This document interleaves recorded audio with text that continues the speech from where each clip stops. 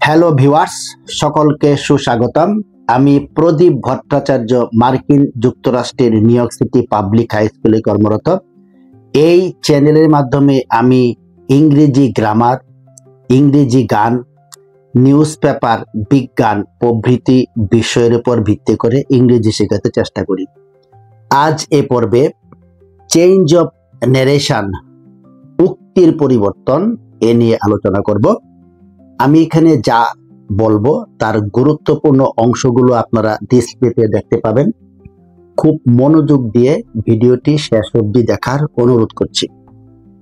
Change of narration বোঝার জন্য আপনাকে টেন্স সম্পর্কে অবশ্যই ধারণা থাকতে হবে।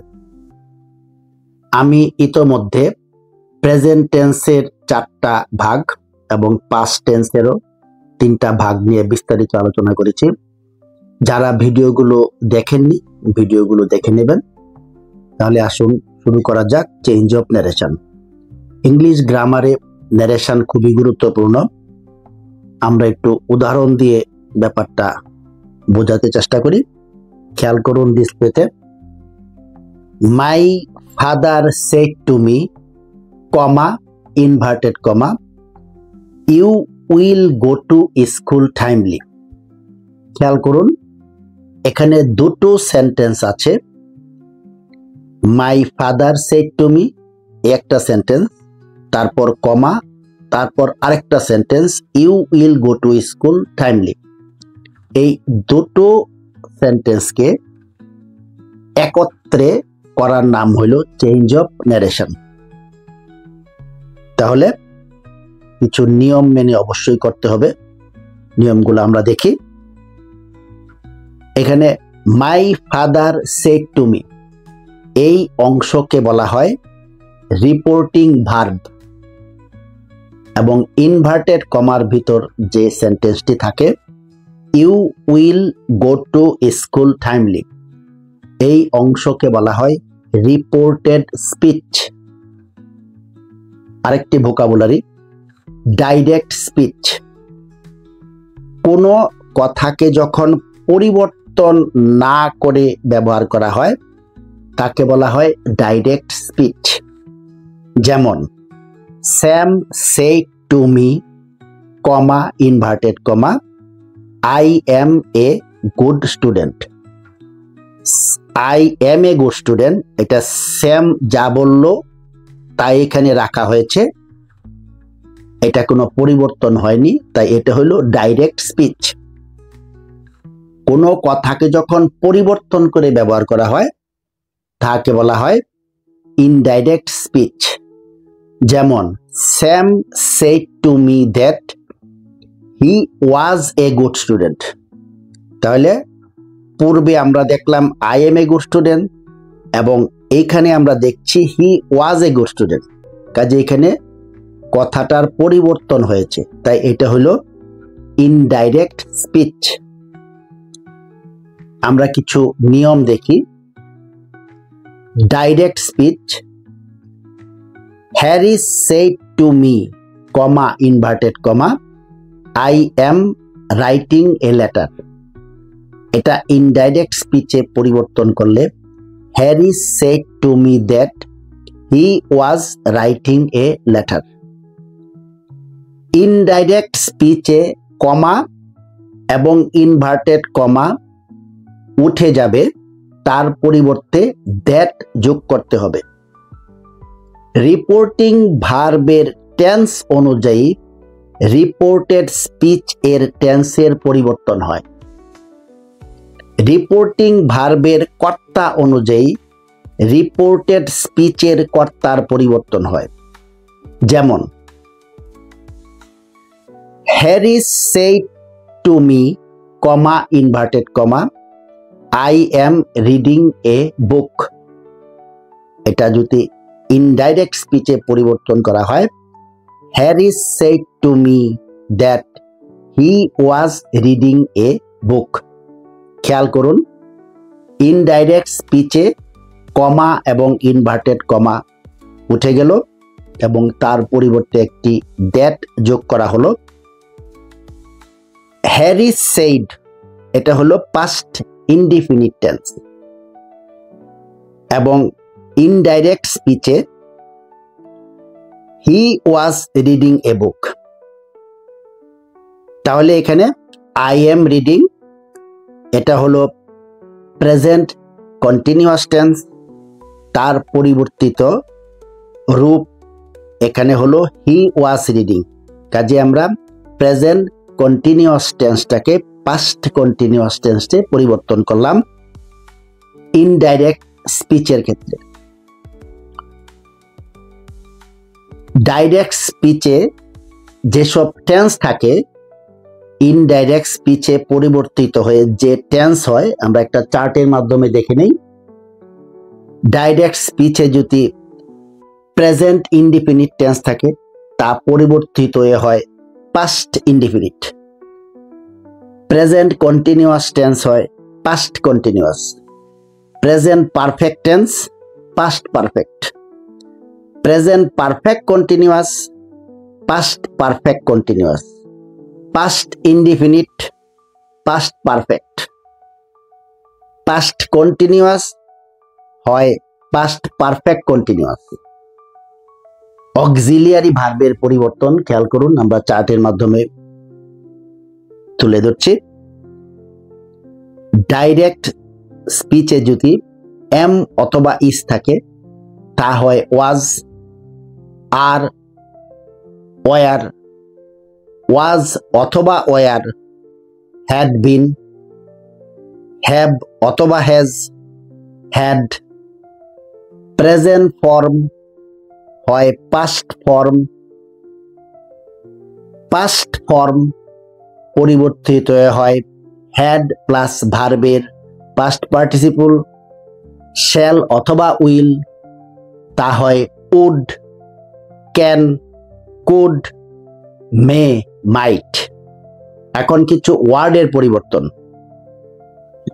ডাইরেক্ট স্পিচে যদি নাও থাকে তা হয় then, this, that, today, that day, this, THESE, those, here, there, come, go, tonight, that night, ago, before, tomorrow, the next day, yesterday, the previous day.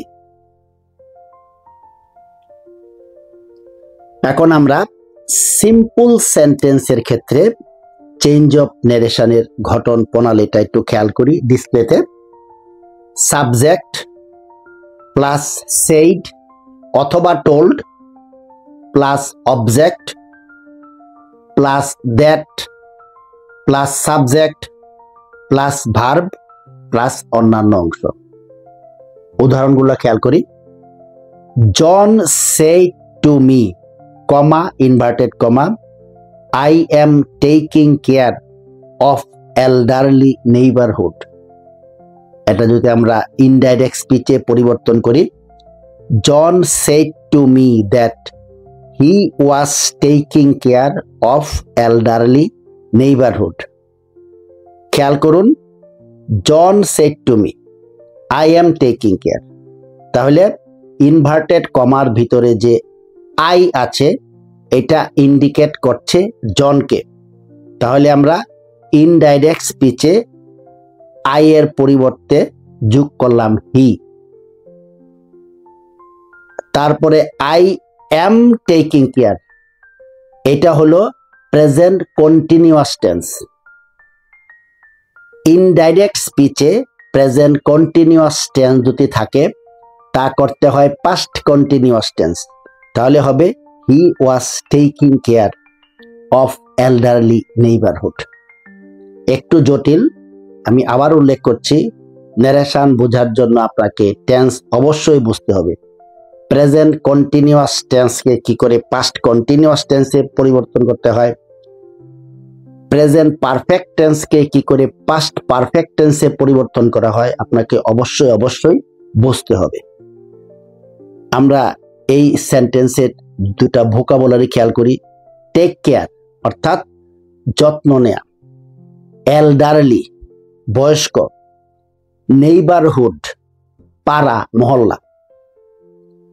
আরেকটা উদাহরণ খেয়াল করি, direct speech, Jack said to me comma inverted comma you are making a noise.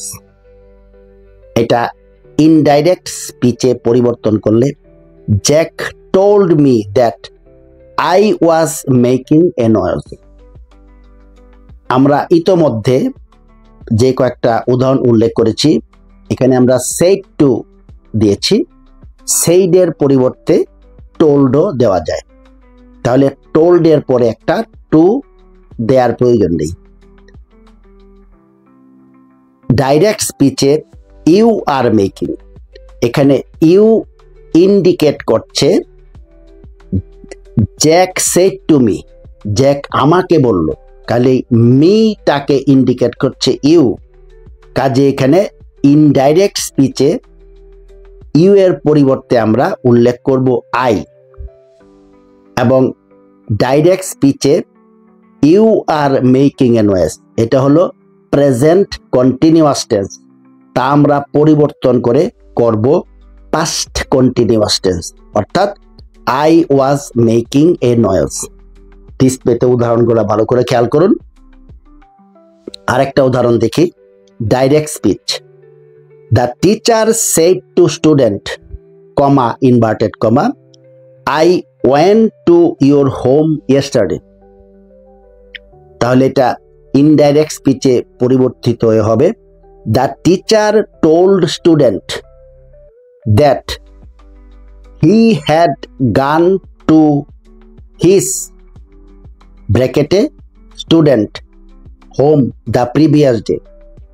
তাহলে পরিবর্তনটা একটু খেয়াল করি, the teacher said inverted কমার ভিতর আছে আই ওয়েন্ট, তাহলে আইটা ইন্ডিকেট করছে টিচারকে, কাজে আমরা ইনডাইরেক্ট স্পিচে এই আই এর পরিবর্তে উল্লেখ করলাম হি, এবং এখানে টেন্স আছে I went to your home, I went এটা হলো পাস্ট ইনডিফিনিট টেন্স, যদি পাস্ট ইনডিফিনিট টেন্স থাকে ইনডাইরেক্ট স্পিচে এটাকে পরিবর্তন করে করতে হবে পাস্ট পারফেক্ট টেন্স, এবং পাস্ট পারফেক্ট টেন্সের গঠন প্রণালী হি এর পরে একটা অক্সিলিয়ারি ভার্ব হ্যাড, তারপর ভার্বের পাস্ট পার্টিসিপল, অর্থাৎ ডাইরেক্ট স্পিচে যে ওয়েন্ট ছিল এটা হলো পাস্ট ফর্ম, আমরা এখানে ব্যবহার করলাম পাস্ট ফর্মের পরিবর্তে পাস্ট পার্টিসিপল, অর্থাৎ GONE গান,